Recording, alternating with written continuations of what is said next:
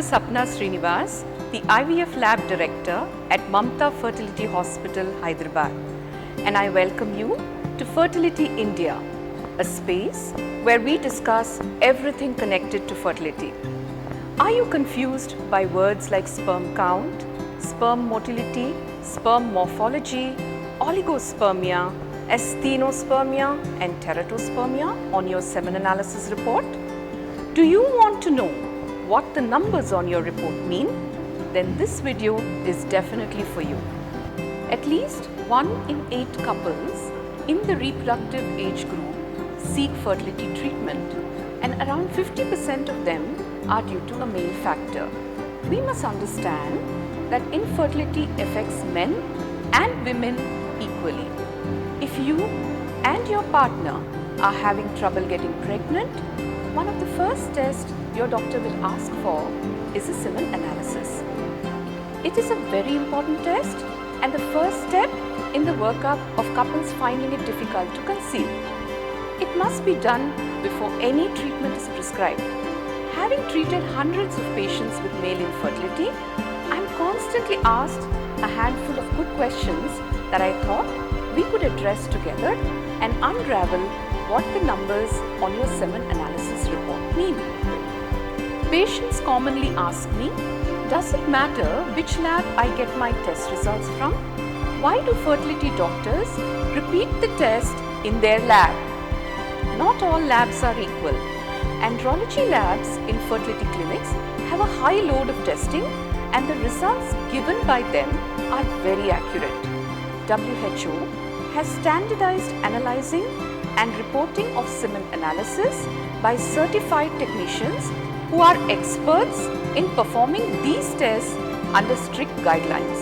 I would definitely recommend that testing should be done in an internationally accredited and constantly certified fertility lab. We know that semen analysis is completely operator dependent and involves manual counting of various parameters like the number of sperm cells, their motility, morphology, etc. These results impact our decisions and guide treatment plans. Therefore, doing the test at the right place definitely matters. Another commonly asked question, can a semen analysis tell me if I'm fertile? An average man produces around 1,000 sperm cells per second, and that is around 100 million sperm per day. Sperm production is the most rapid process in the human body. Production happens in the testis and takes around 2 months. Sperm cells are energetically moving and specially designed to play one main role: transfer of the father's genetic material by reaching, attaching, penetrating and activating the female egg. These huge numbers in millions do matter to achieve a pregnancy. Semen analysis is not a diagnostic test and cannot really differentiate a fertile from an infertile man. It only helps us and guides us which treatment will shorten your time to pregnancy. Having better or worse numbers than the cutoff values does not necessarily mean that you will or won't be able to father a child. But it is the best overall general test that we have available at this point. Now, why is early diagnosis of male factor so important for us? A semen analysis is a simple test that will diagnose any male factor. Delaying this test will delay the diagnosis of male factor infertility and will extend unnecessary interventions for the female partner and increase your time to pregnancy. Hence, as I have already said, a semen analysis must be the first test to be undertaken in a couple who are finding it difficult to conceive. So let us see now what are the normal values on a semen analysis. Typically, there are several numbers on a semen analysis report, and that is why it is a challenge to understand what they mean and how to interpret them in terms of predicting fertility. Today, most labs all over the world use the WHO 2010 reference range as a guide. The WHO guidelines are based on percentiles and show values of men who have fathered children in less than a year's time of trying. These cut-off reference values, which we use in a semen analysis, belong to the lower acceptable numbers which were found in 5% of the fertile men. Some of the parameters that we will be looking at towards is the volume, sperm concentration, total sperm count, motility, total motile count and the morphology. The male partner often asks me, does the volume of the ejaculate matter? Semen ejaculate volume is made up of fluid from the testis where sperm are manufactured, the seminal vesicles which create alkaline fructose-rich nutrients, proteins and enzymes for sperm, the prostrate gland which secretes zinc-rich fluid to maintain the DNA stability of the sperm, and the bulbourethral gland which secretes mucus to help sperm to swim. Normal volume is greater than 1.5 ml and the normal range is between 1.5 ml and 6 ml. Low volume can be caused due to spillage of the sample at collection, blockage of the tubes carrying the semen from the testis to the urethra, blockage or absence of the seminal vesicles, retrograde ejaculation where semen flows backward into the bladder, and hormonal disturbances in the male. Sometimes low volume could just be simple anxiety and stress over the test. High volume of semen, more than 6 ml, is typically seen in inflammation of the reproductive glands. Now, let us see what is the meaning of the total sperm count. This is the total number of sperm in the semen sample. 40 million sperm in the entire ejaculate is considered the lower acceptable limit. Low counts or oligospermia is seen in chronic medical conditions like diabetes, liver and kidney diseases, varicocele, hormonal imbalances, infections, exposure to toxins, recent high-grade fever, chronic heat exposure, smoking and obesity. That is why lifestyle changes are often the first advice that experts give to improve your sperm count. Let's look at now what is the meaning of sperm concentration. Sperm concentration is the number of sperm cells per 1 ml of semen. The lower cutoff is 15 million sperm per ml and the low sperm concentration is a part of the total low sperm count. It is also seen in high ejaculate volume where sperm are diluted excessively in the fluid. What is the meaning of sperm motility? Sperm motility is the percentage of sperm that are moving in the sample. Normally, at least 40% of sperm cells should be motile. That means they are moving with some movement, and at least 32% of them should be progressively motile, which means they are moving in a straight line or a very large circle. For a sperm cell to fertilize the egg, it must swim up the reproductive tract of the female to meet the egg in the fallopian tube. Hence, motility is vital for natural fertilization. Poor sperm motility can be caused by smoking, medications, obesity, diabetes, nutritional deficiencies, varicocele and infections. Many of the causes of low sperm count also cause poor sperm motility and often may be due to faulty genetics. Patients often ask me, what is the most important number in the semen analysis? The total motile count is the most important number in a semen analysis. It is the total number of sperm that are swimming in the entire sample, and it is the most predictive of a natural conception. How do we calculate this? To calculate the total motile count, we need to multiply the volume in ml into the concentration of sperm in millions per ml into the percentage of the motile sperm. For example, if the volume is 2 ml and the count is 20 million per ml and 50% of the sperm are motile, so you multiply 2 into 20 into 50% and we get a total motile count of 20 million. Though we just need one single sperm cell to fertilize the egg, it is well known that the lower the total motile count, the longer it takes to achieve a natural pregnancy. Natural conception is more likely with at least 20 million total motile count. Intrauterine insemination or IUI helps when the total motile count is between 10 and 20 million. And when it falls to below 5 million, it is ideal to consider early IVF or ICSI, commonly called the test tube baby procedure. Moving on, let us see what is the meaning of sperm morphology. Morphology refers to the shape of the sperm cells.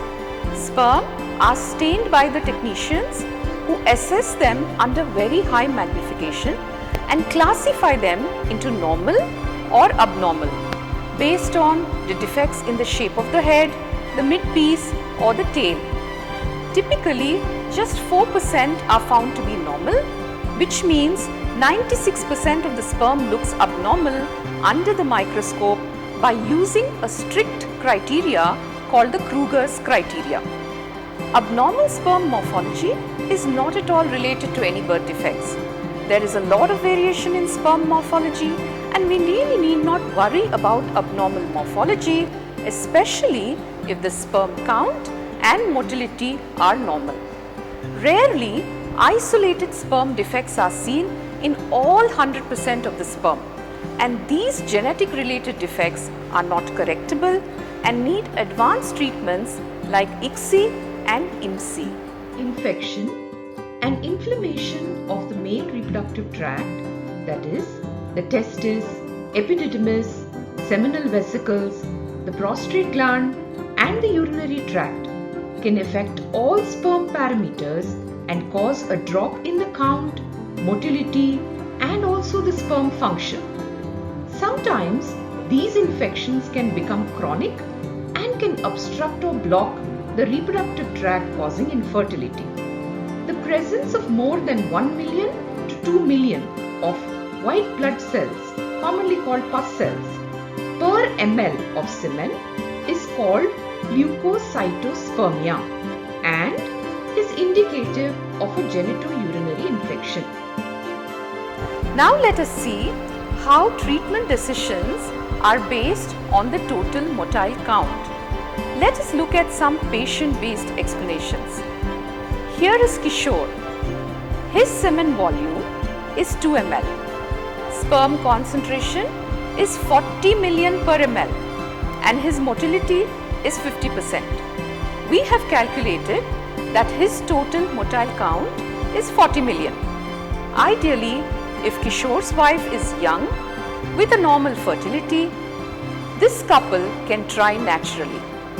Let us now move to Ajay. Ajay's semen volume is 2 ml. Sperm concentration 20 million per ml and motility is just 20%. We have calculated his total motile count is 8 million. Ideally, we would definitely recommend an IUI to improve his chances to pregnancy in this case. Moving on, let's look at Ramesh's report. The semen volume is 1 ml, sperm concentration is 5 million per ml and motility is only 10%. Hence, his total motile count is 0.5 million. Ideally, we would recommend early ICSI in this case. ICSI is an advanced technique where one single sperm is directly injected into the wife's egg in the lab. The resulting embryos are then transferred into the woman's uterus for implantation to occur naturally. Patients often ask me, how many times should we repeat a semen analysis?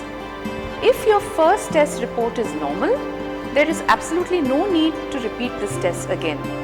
On the other hand, if your first test report is found to be abnormal or borderline, most of the time there is no reason to worry because this test is notoriously erratic and there's a huge day-to-day variation even in a normal fertile man. You will be asked to repeat the semen analysis after 6 weeks. We recommend that if you have a high fever or an illness, you must wait at least 2 months before testing again. Typically, we do see about a 20% variation in sperm parameters between samples. This is an absolutely normal thing. This is the body's normal mildly fluctuating sperm production process. If the second test is also found to be abnormal, then we can diagnose it as a male factor contributing to your infertility and appropriate treatment strategies are suggested. Don't you want to know how do fertility specialists assess numbers on a semen analysis and predict your chances of pregnancy? The 3 main parameters which we consider are the total count, the total motile count and the morphology. If any one of these 3 parameters are below normal, then the odds of male subfertility are 3 times higher. If 2 out of these 3 parameters are below normal, then the odds of male subfertility is 7 times higher. And if all the 3 are abnormal, the odds of male subfertility contributing to your infertility is 15 times higher. Essentially, these couples will be the ones who will benefit most from early interventions like IVF and ICSI. Couples are often tense when we don't see a single sperm in the semen. About 10% of all infertile men will face the diagnosis of azoospermia, which means that there are no sperm identified in the centrifuged semen sample at 2 separate occasions.